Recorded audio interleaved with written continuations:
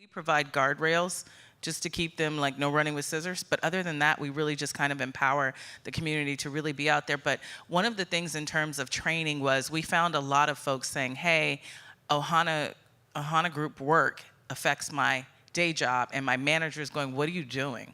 So one of the things is we did was when we rolled out training around, we have unconscious bias training and different manager training, we rolled out a training about Ohana Group so that managers could understand what is this and why is my employee spending time on this. The second thing we did was this past week we just held Global Ohana Summit. So that was where we had the Ohana Group leaders, so president, vice president. Most of them happened to be in HQ, but some weren't. We flew them into San Francisco and we did one full day of development and education. And we made it a point to, let's talk about things that matter to an Ohana Group, like here's how we need you to manage your budget, but also we invested in them just as Salesforce employees and lawyers. So how do we get them financial training, or how do we get whatever kind of training they need? We trained them on one of our technologies we use to send newsletters, right?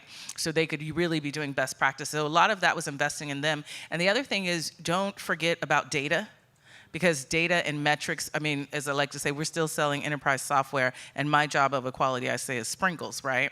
So one of the things we do is we have a yearly business planning, which I'm sure most companies have. What's your business plan for the year? Ours is called a V2 MOM, and that's two V's, like vision, values, methods, obstacles, measures. So what the Office of Equality rolled out was we rolled out company-wide. We said, leaders, here is how you add an equality metric to your V2 MOM. But then we said, employees that are leaders, if you run an employee resource group, number one, make sure your manager knows and signs off, and let them put employee resource group in your V2 MOM.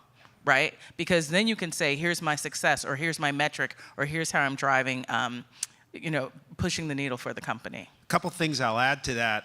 One is that with employee resource group leaders, or if any of you are thinking about it, a lot of times people enter these roles, but they've never led anything, they've never managed anything, and so they need development as much as anybody else.